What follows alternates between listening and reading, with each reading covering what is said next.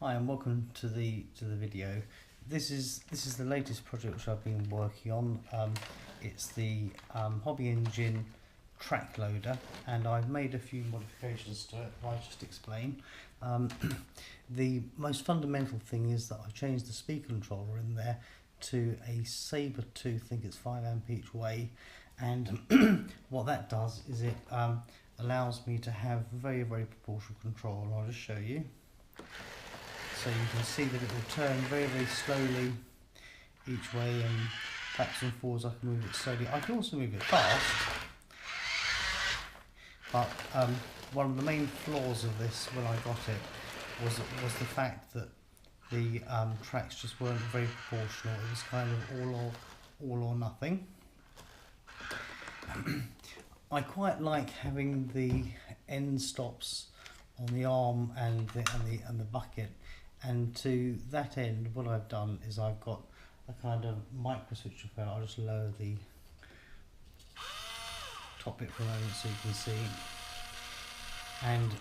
And you'll see that on the bucket, the micro switches, which I've got one here and one over here, pick up the ends and limit the treble. So if I move it up,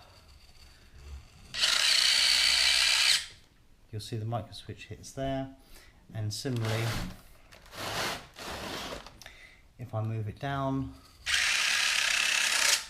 the micro switch is hitting here.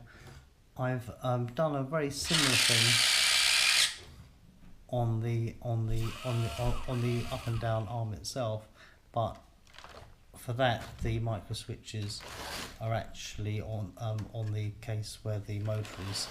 To switch each of these, I'm using a couple of low profile servos, and if you look at the one at the back here, and hopefully you can just about see it moving, and a couple of double pole double throw switches from maplin are pushed by these levers, and that's how I turn them on and off.